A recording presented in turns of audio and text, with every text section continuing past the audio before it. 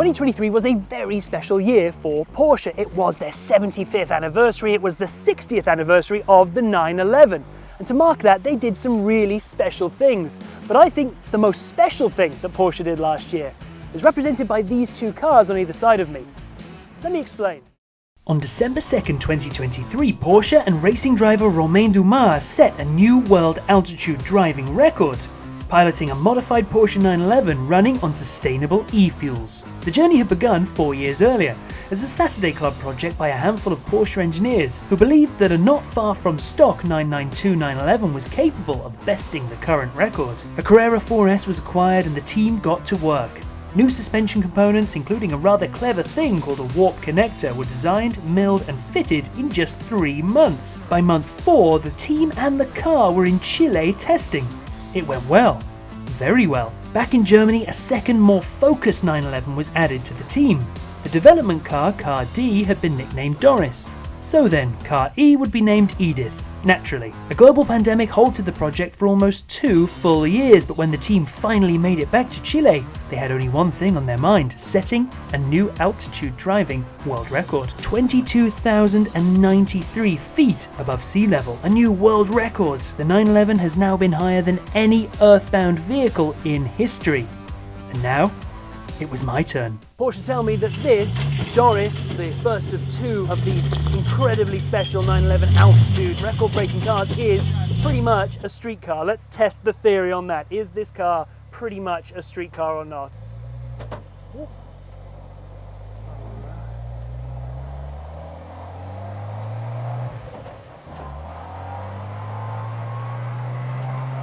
Oh my goodness, I'm already in second gear. Let's go for third. This is remarkable how short these gears are. I grew up on a farm and this feels not unlike a tractor. So I'm quite at home then. They told me this was a road car. I have never driven a road car that feels like this. What an experience. What you can hear clanking down behind me to the right is that incredible piece of suspension technology that we were told about earlier, the warp system. And the way that that manages chassis body roll without the use of vertical springs is quite remarkable. Let's give it a little bit. Let's see what this can do. We're in second. Let's go for third. Oh, come on. This thing could go forever. First little tilt there, first little feel of... You get the sense that that vertical bouncing is coming more from the combination of the torque and the tires, the bounce of the tires, than it is from the suspension, which is remarkably planted. This car, of course, based on a Carrera 4S, so it does have that spectacular all-wheel drive. And honestly, I feel safe as houses in this car, not least because I got this big old full cage enveloping me. But honestly, the engineering, the way that the engineering of the factory car and the bespoke, special, skunkworks engineering, the way that that has all melded into one incredible vehicle, incredible experience.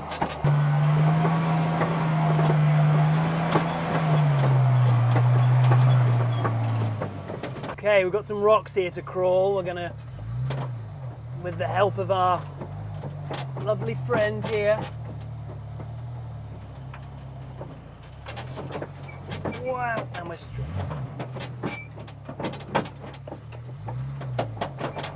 Look at that. Did you feel like we were going over a bunch of boulders? Because I certainly did not.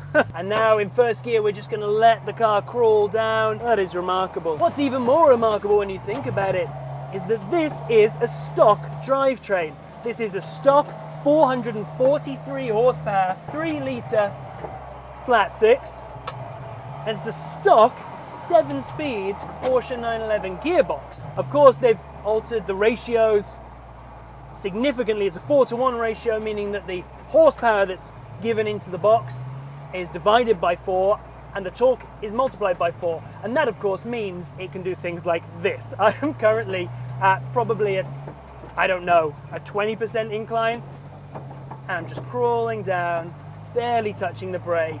This incredible first gear ratio doing all the hard work for me. Now, this is a very interesting section. This is going to test the undulation. We're going to see, wow, the incredible way that this car handles, these remarkable left, right divots. And save for a little bit of clunking, there is nothing. There is absolutely nothing. This car is an absolute rock. Just 3 months from that initial Saturday club ideation over a couple of nice big German beers to pretty much what you're seeing here. This actual car was the development car, was the first car that they took hammer and saw to and started carving out the bodywork to allow for incredible uprated, bespoke, aluminium milled suspension and these tires. Just 3 months, and that is kind of remarkable. Of course, visibility is at somewhat of a premium, given that we're in a low-slung sports car, but everything is so confidence-inspiring that it doesn't really matter. It really doesn't. I can't believe that there are open suspension components here, proprietary tech developed by the team behind the 918. In fact, this suspension technology was pioneered during the process of the 918's development. So you've got Holy Trinity level suspension engineering in this car, which is just kind of remarkable. And let us not forget that this is the development car. This is the lesser, you would say, of the two record-breaking 911s, because this is the one with all factory components in terms of its body panels. The car we're going to drive a little bit later, codenamed Edith, has bespoke carbon fiber doors from the 992 GT3R Cup car.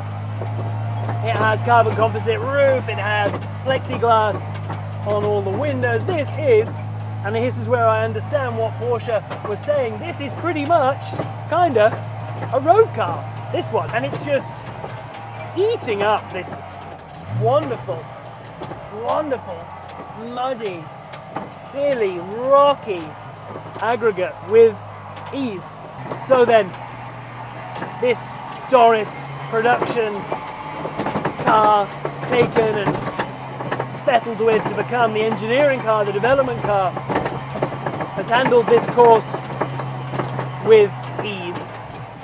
I cannot wait to see what Edith, the stripped out, refined, lightweight, actual record-setting car, the car that not only went to that plateau, but summited the peak itself. I cannot wait to see what that feels like. What an incredible experience that was. Doris, the first of two cars, the lesser spec, you might say, though I don't think, having driven this one, there's anything lesser about it. The car is remarkable. The suspension is clearly next level, above anything I've ever driven before. Of course, that incredible story that we were told by the Porsche engineers, that when they were thinking about how to do this, they took an RC car and they said, this is the level of suspension play that we need in order to make this car go up the mountain, and that's what they went to. So I've actually just driven a remote control car. And of course over here, this is Edith. This is the super duper lightweight one with the carbon composite doors off of the GT3 Cup car. This is the one that actually summited the mountain, and this is the one, I can't believe I get to say this, I get to drive next. How absolutely exciting. Wow.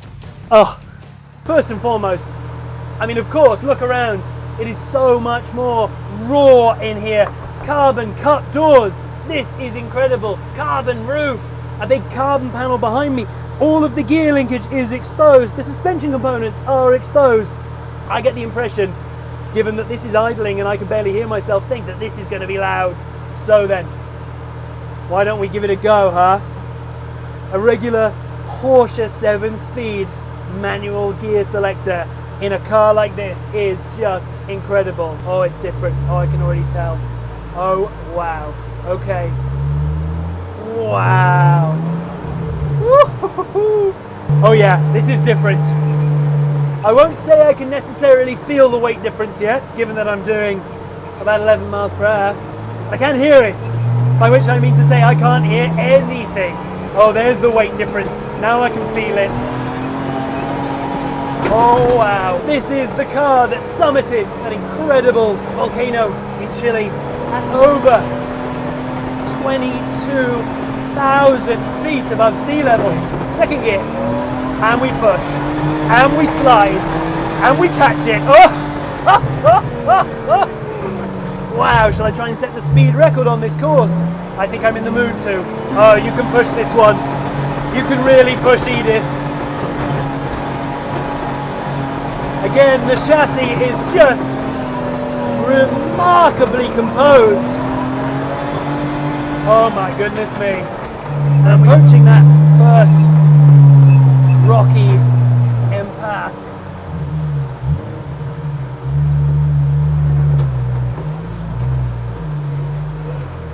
Wow. I mean, I can't feel anything. It's the easiest.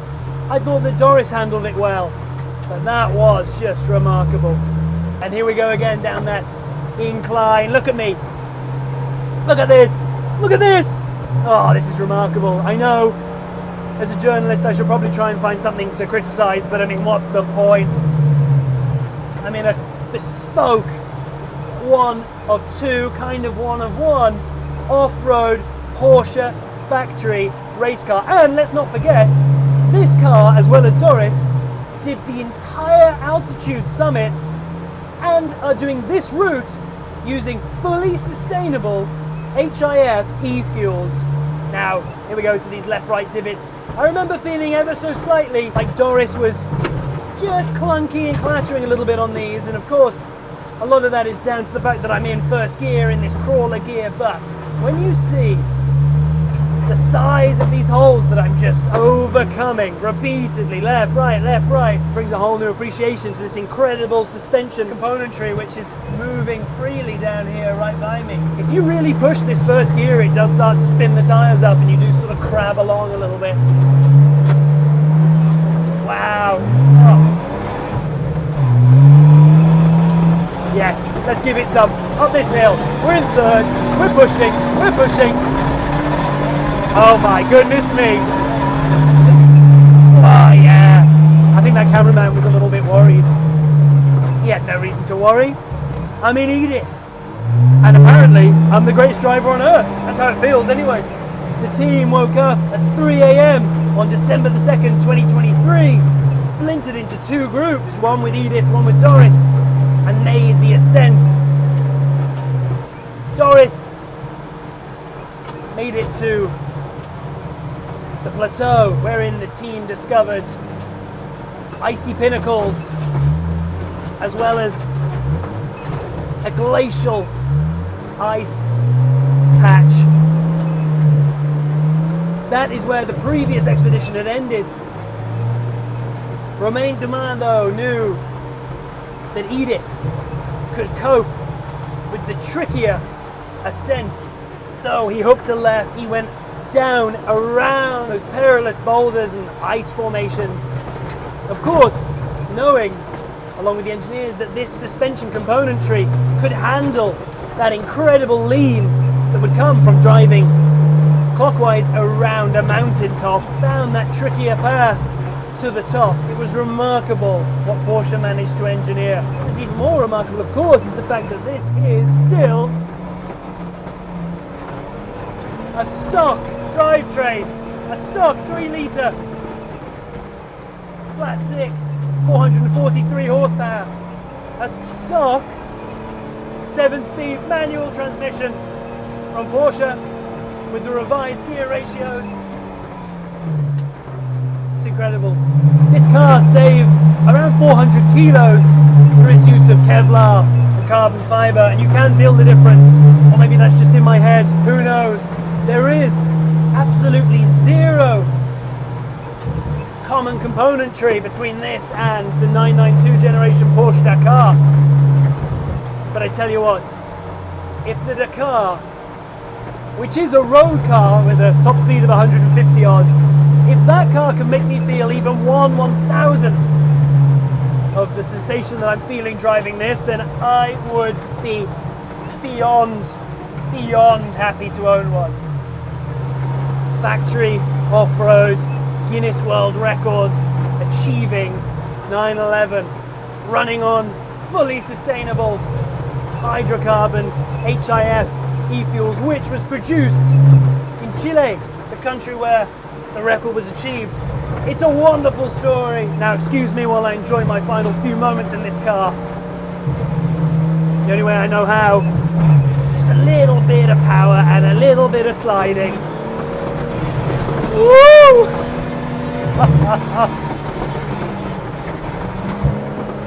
Oh wow.